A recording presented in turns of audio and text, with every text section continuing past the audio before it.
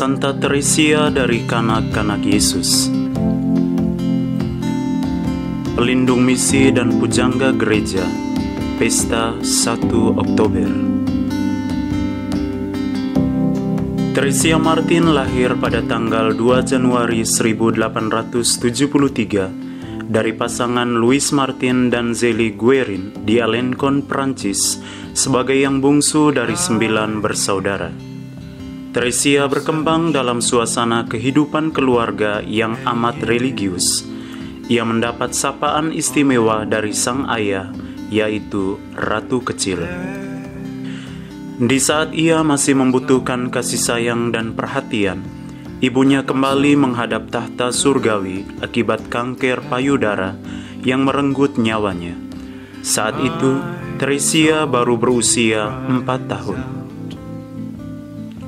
Selanjutnya, ia mengangkat Pauline, kakak sulungnya, menjadi ibu baginya.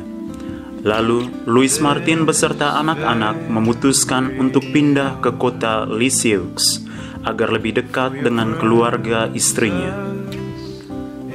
Tanggal 8 Mei 1884, Teresia menerima komuni pertama, suatu peristiwa yang sangat berbahagia dalam hidupnya, karena ia mengakui bahwa ia mendapat kecupan cinta dari Yesus. Ia juga menyadari akan kata-kata yang diucapkan Marie pada waktu persiapan menyambut komuni pertama, yakni tentang penderitaan, yang kemudian menarik hatinya dan meyakinkan dia bahwa Yesus menyiapkan banyak salib yang harus ia pikul. Masa remaja, keinginan untuk masuk biara Karmel. Ketika berusia 14 tahun, segalanya berubah. Hal ini terjadi setelah misa malam Natal. Allah mengubah hatinya dengan begitu cepat tanpa ia sadari. Segera, sifat kanak-kanak yang ia miliki luntur dan menghilang dari dalam dirinya, sehingga ia menjadi lebih dewasa.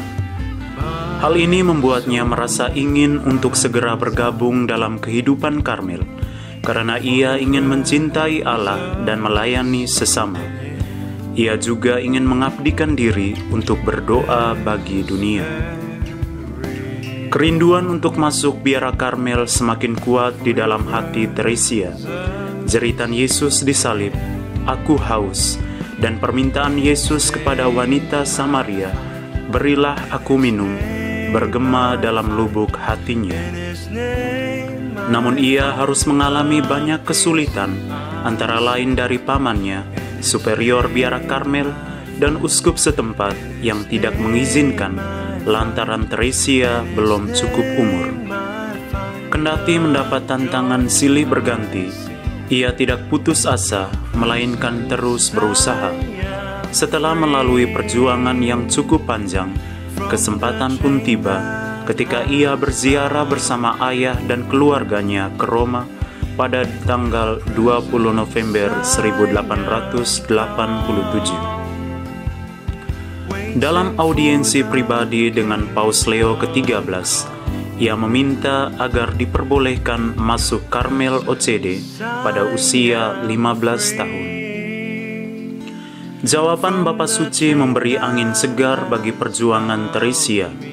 "Baik anakku, engkau akan masuk Karmel kalau Allah yang baik menghendakinya." Air mata berlinang membasahi pipi remaja jelita ini begitu mendengar jawaban Paus. Periode hidup di Klausura Karmel Lisieux. Pada tanggal 9 April 1988, ketika genap berusia 15 tahun, Teresia resmi masuk biara Karmel tak berkasut OCD di Lisieux. Tujuannya adalah hanya untuk mencintai Yesus dan untuk membuat Yesus dicintai melalui hidup doa dan mati raga. Keinginannya memang tercapai, tetapi penderitaan seakan tak pernah berhenti menghampiri hidupnya. Ia menderita penyakit TBC yang menyerangnya dengan hebat.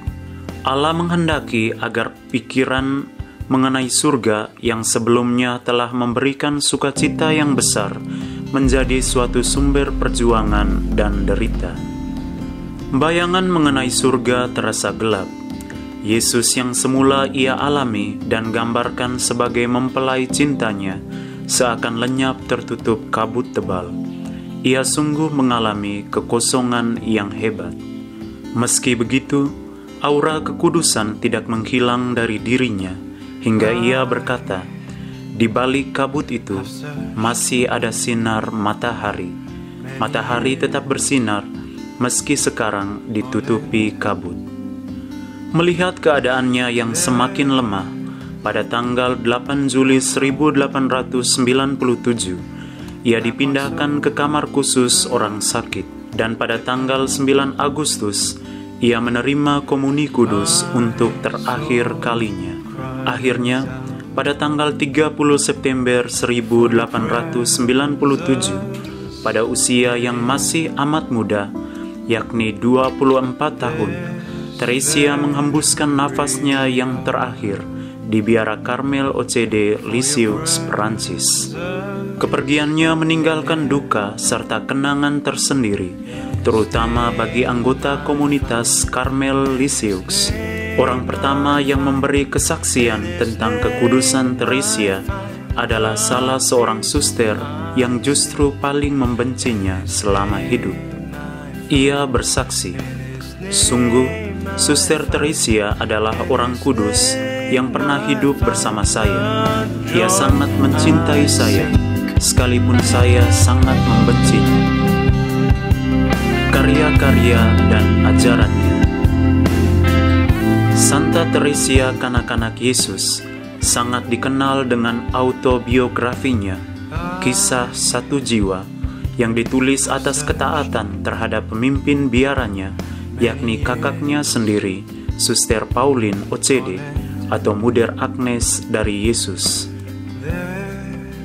Dalam karya yang satu ini, Teresia menawarkan suatu jalan cinta kasih yang menghubungkan manusia dengan Allah. Jalan cinta kasih ini disebutnya jalan kanak-kanak rohani atau jalan kecil. Teresia mewujudkan jalan kecilnya dalam hidup sehari-hari. Pertama, dengan menjalankan segala tugas harian dengan sungguh-sungguh dan penuh cinta, sekecil apapun pekerjaan itu. Kedua, dengan mencintai dan menerima suster-suster lain di dalam biara, apapun kelemahan mereka. Ketiga, menghayati hidup sehari-hari yang sederhana dan sangat rutin dengan penuh penyerahan diri. Semua dilakukan bukan untuk dirinya sendiri, melainkan bagi kemuliaan Allah. Jadi, jalan kecil pada dasarnya adalah sikap penyerahan diri secara total kepada penyelenggaraan Allah dan menghayati hidup dalam semangat kasih itu. Baginya, setiap orang yang membiarkan diri dicintai Allah menemukan kekuatan yang paling dahsyat dalam hidup. Pengalaman itu akan membuatnya mampu melakukan segalanya. Proses beatifikasi. Paus Pius ke-10 menandatangani dekret untuk pembukaan proses kanonisasinya pada tanggal 10 Juni 1914. Lalu, Paus Benediktus ke-15 mempercepat proses dengan mengesampingkan penundaan 50 tahun antara kematian dan beatifikasi yang menjadi syarat utama proses beatifikasi.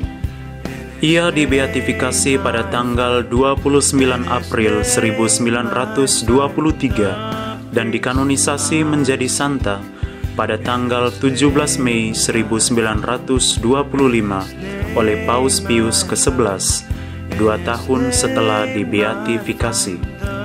Selanjutnya 12 Desember 1927, ia diangkat menjadi pelindung misi sedunia setingkat dengan Santo Franciscus Xaverius. Sulit dibayangkan bagaimana seorang suster Karmel tak berkasut yang hidup di balik klausura tertutup menjadi seorang pelindung misi. Ini menjadi satu hal menarik, karena secara fisik, Santa Teresia tidak pernah merasakan pengalaman sebagai seorang misionaris, seperti halnya Santo Franciscus Xaverius. Pada upacara penetapan tersebut, Paus mengemukakan pentingnya peran biara kontemplatif dalam gereja. Keberhasilan misi bukan hanya tergantung pada karya aktif para misionaris, tetapi juga bergantung pada dukungan doa dan pengorbanan yang merupakan ekspresi utama biara-biara kontemplatif. Sesungguhnya hal yang mendasari keinginan untuk bermisi bagi Teresia adalah kepercayaan akan kasih Allah yang tidak terbatas. Dalam kasih itu, ia menemukan dirinya selalu diliputi kemurahan dan kebaikan, sehingga dia tidak segan-segan untuk berkorban dan menderita demi kasih itu. Ia juga diangkat menjadi pelindung negara Perancis, setara dengan Santa Jeanne d'Arc, pada tanggal 3 Mei 1944, dan pada akhirnya ia diberi gelar Pujangga Gereja oleh Paus Yohanes Paulus II pada tanggal 19 Oktober 1997. Ia menjadi wanita ketiga setelah Santa Teresa Avila dan Santa Katarina dari Siena, dan orang ke-33 dalam gereja Katolik yang menyandang gelar tersebut.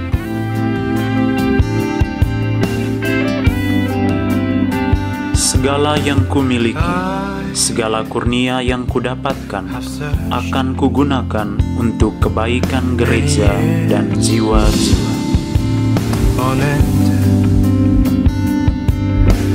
There was nothing that my soul could depend